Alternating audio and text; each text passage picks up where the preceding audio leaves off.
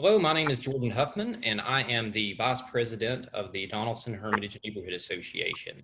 Today, we continue our series of interviews covering the budget process within our Metro Nashville government. Our city faces a challenge like it never has before. Nashville is currently projecting a loss of $500 million of revenue over the next year.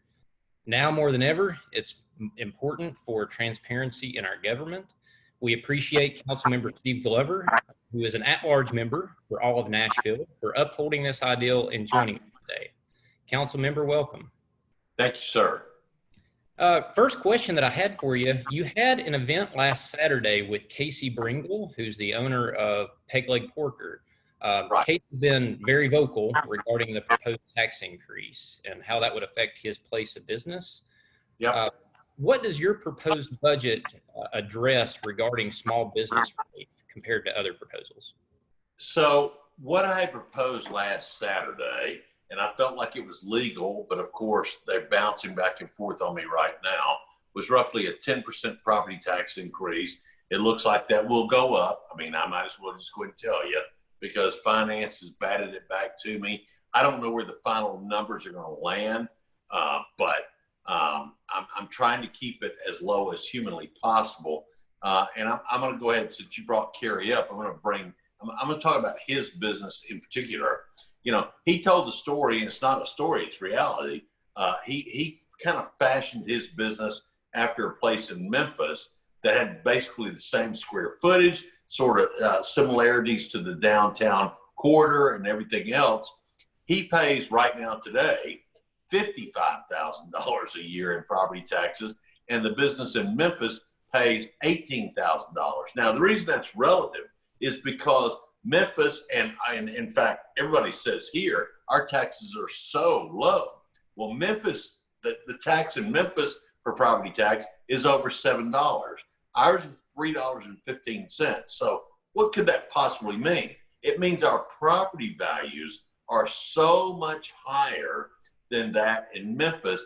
So the income actually is greater for Nashville than what Memphis is realizing, because even though our tax rate is, quote, low, we're getting a lot more money from the growth that's happened here, but we've done a terrible job at managing it. Great, awesome, thank you. Is there any consideration for those who have recently lost their jobs due to the COVID-19 pandemic?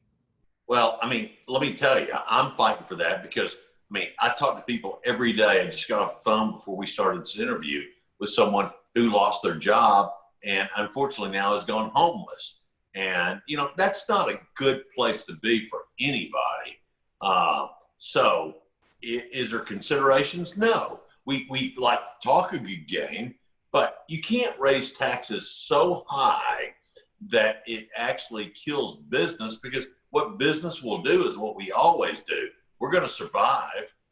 And unfortunately, the people who don't survive are the employees that lose their jobs because business has to stay in business.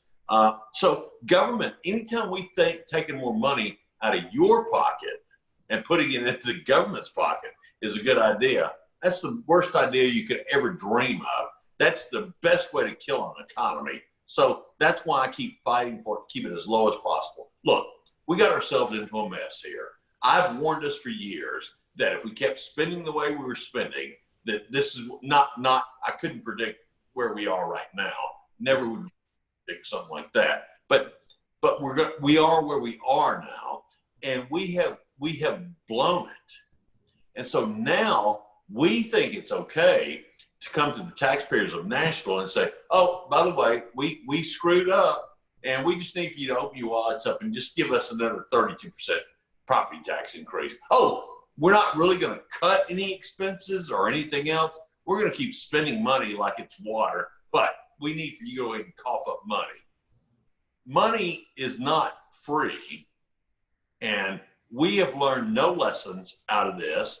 And frankly, I'm going to fight as hard as I always have fought in order to protect people's wallets in this process. Now, your budget does propose a lower tax increase. just kind of curious, as far as where you think that the cuts can come from to make up that difference, where do you plan on seeing those come from? Every department, with the exception of police and fire and emergency services. I cut everybody else. I mean, everybody. Because here's what's happened in Nashville, and you know this, and I know this. Every business has had to cut back. It's what we do. Whenever the revenue slows down and diminishes, then we cut back. I mean, you know, business will survive. That's one reason I love our country, is because that's what we do. You know, our business survives. So I cut everything. The other thing I did was I put a will tax in there that passed second reading last night. I don't know if it'll pass overall or not, but what it does is it spreads the dollars out amongst almost 700,000 vehicles versus about 400,000 households, apartments, etc. And it does it in a way that won't be quite as devastating to your pocketbook than just a flat out sales tax, or excuse me, a property tax increase would be. So I mean, I've spent, gosh, I don't know how much time I've spent on looking at this and calculating out the numbers, but it's been considerable. I mean, I've been going about 7 days a week here lately for the last several months, certainly since March 3rd with the tornado. That wasn't the COVID. But look, let's face it, you know, Nashville's had the trifecta. We had the tornado March 3rd, we had the COVID, and then we had the straight line winds. And certainly out here in the Hermitage area, I'm not so certain that wasn't more damaging than the tornado was. For Donaldson, Hermitage, all of Nashville, East Nashville, you know, downtown area, the tornado was terrible, but it had a trail, and you could follow sort of that trail. Nobody likes it. It was devastating. Unfortunately, some people lost their lives. The straight line winds, however, was the largest power outage that NES had ever experienced. 130 households were without power. And so we've had literally, March, April, May, and it's like, wow. I think it's time for us to get back to work, and let's let folks start living again. Okay, great. So you've been around for a long time. How long do you think it'll take for Nashville to get its head above water? Well, I think that has a lot to do with when the government will actually let the business get back to business. I think people around this country are fed up with it. I think it's time. They're ready to start living again. The numbers are not what they said it was going to be. The devastation is not as bad as they said it was going to be. Now, don't get me wrong. If you go in public, either wear the mask or do the social distancing piece. I agree with that because, look, I also know folks who have passed away from COVID. It's a mean disease, so I'm not making fun or mocking it. But in the same breath, it doesn't affect as rapidly or as catastrophically as has been portrayed. Folks, I mean, most of the reports I read every day, the people who are passing away are in their 70s and 80s. Well, you know what? I'm turning 60 in July, and I have to come to the realization I may only have another 10, 20 years or whatever it happens to be. But there's a cycle in our life, and just because it's COVID or they say it's COVID, at some point we all leave this earth and go to the place that we believe in. For me, it's heaven, but you know, it's you know, we don't get to stay here forever. Mm-hmm. Great, thank you. Jumping back to the budget real quick. So we've talked a lot about what the rates would be under your budget and some of the details about what would be cut. If a resident of Donaldson and Hermitage wanted to get a copy of your budget, where would they do that? Well, they can't yet because I'm still negotiating with finance. As soon as I've got it, I'll post it on my Facebook page and I'll send it out. I mean, I'm not trying to hide anything. I'm just trying to be thorough. And again, I'll tell you, I mean, I'm pushing the envelope. I'm looking under every stone to figure out how do we keep that tax rate as low as possible. Folks won't like the fact I'm cutting. But I don't think people back in March and April that lost their job in all the restaurants and all the other places here in Nashville, they didn't like that either. So if the government's going to impose these types of situations on the folks, the government's got to feel the same pain. Yeah. Okay, great. As far as your other council members, how much support do you have for your budget right now? Do you have any idea? I mean, my will tax passed last night. I don't know that it would pass on third reading, but it passed last night. So here's what I'm encouraged by. And, Council Lady Evans last night, District 12, the person who came in behind me, she voted with me because she is trying to make sure, and I don't want to speak on her behalf, but she voted with me just to hear it through the entire process. Will she vote in the end the way I want the way I vote or anything else? That's her choice. But she's keeping her mind open and looking at every aspect that's available. And that's all I can ask for. I think anybody who closes themselves to a full discussion when we talk about taking money out of your pocket, I think that's a mistake. We are elected to represent the people. That's our job. That's the job of the legislative branch. And so I try to live by that, that creed. And I just don't move away from that because the people who elected me, I owe it to them to represent their views. And I hope I always do that every day. Great. So if we could hop in a time machine right now and we could go just 5 years in the future, what do you think Nashville would look like? Well, I think if we don't get off our behinds and start fixing things, I don't think I like the way it's going to look. I think if we'll be honest with one another and have very candid conversations, and we will start trimming back the size of government, cut back the regulations, and let business do business, then we get to come back to where we were and we get to prosper. But government cannot dictate.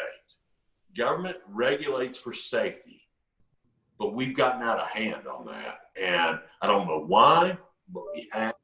And so I mean, I see two very distinct pictures: one of prosperity, or one of a constant decline. Question is, where do you want to go? Raising taxes 32% will take us to decline. Trimming that back, making it more manageable, allowing the market to kind of keep up and catch up with where we are here in the area, letting everybody get a job back and start working again. That will move us into the trajectory of prosperity again. And that's what I hope for, but it's, I'm not king for the day. I have to play along with where everything else is going to go and how other folks are going to talk and do. Gotcha. Yeah. And we're overall just a very resilient city. So, I think that you're definitely hitting a lot of good points there. And so through the course of this interview, we've hit on this several times. And just overall, though, over the last 3 months, we've faced some crazy obstacles. We had the tornado, we had the derecho, like you talked about. We had, of course, on top of that, COVID-19. And then most recently, George Floyd's killing, causing protests downtown. Since you are an at-large member and you represent all of Nashville, do you have any message that you want to give to the residents of the city? Well, the only message I would tell you is that it is very unfortunate what happened in Minneapolis, but that's Minneapolis. It's not Nashville. And what I see on a daily basis here in Nashville, when we actually look at one another and embrace one another, is we are a city that cares. We're a city that truly, wants each other to succeed. And while, I realize certain folks think certain things, and I'm not calling anything this or that. For me, I think the most important thing we need to do is stay positive. If we let negative enter in the picture constantly 24/7, then guess what? What happens is the bad stuff. If we embrace one another, and I'm going to give you an example. Council Lady Hurt and I, she's of the Democratic persuasion. I'm of the Republican persuasion. But I'll tell you what, she and I are great friends. We have great conversations. And, it doesn't mean we always agree with one another, but we always have a candid and honest conversation, and we respect one another. If we can do that in Nashville, that's the right thing to do. And that's what we do. I mean, we're Southern. It's hospitality. That might be the best thing we do in the South is our hospitality. And so I would just ask us to understand everybody has a lifetime of events that they bring to the table when we meet them maybe for the first time. Right now, I think it's critical that we work collectively in order to move our city forward. I'm going to give you one more piece, and this will make the young folks really mad, but I don't care. Growing up, when I was told by my mom and dad, listen to your elders, I didn't really think about that. I didn't really understand it. However, as I progressed in my life, and I got to be 20, 30, and 40, and now unfortunately, I've got the gray hair, and I don't know. I don't want to say unfortunately, but I've got the gray hair and the aches and bones. That part is unfortunate. The life experiences I've had in my lifetime now are much more versed versus what I had 30 years ago or 40 years ago or 50 years ago. So I think if the young folks would realize the old folks, me, we're not the enemy. We actually want to see you prosper. But if you think you know everything, we're going to tell you, no, you don't. And if you keep down the path we're on right now in Nashville, as far as the protest and the hate and all the other stuff, none of us win. Nobody wins. And I don't want to see us keep doing that. We have to realize how we work with one another. And again, I don't care if you're a Democrat, Republican, Independent, that's not relative. What's relative is this. If you love the city, then love the city. Embrace it, and let's make it better. Don't point fingers. Don't say this person's wrong, etc. We all make plenty of mistakes every day. And I raise my hand first on that one. Embrace one another. Understand that if we don't do that right now, in the situation we're in, the financial and the unemployment and all the other things, then we all lose. If we all lose, that means nobody wins. Let's try to win again here in Nashville, but let's do it smarter this time. Let's quit spending more money than we had. Let's quit spending more money than we had. And let's do it right this time. Yep. A little compromise never hurt anybody, right? So, awesome. Doesn't mean. Councilmember Glover, we really appreciate you. Thank you for your time. For everybody at home, we're going to have a couple more interviews left, so look out for those in the next coming week. Take care. Thank you, sir.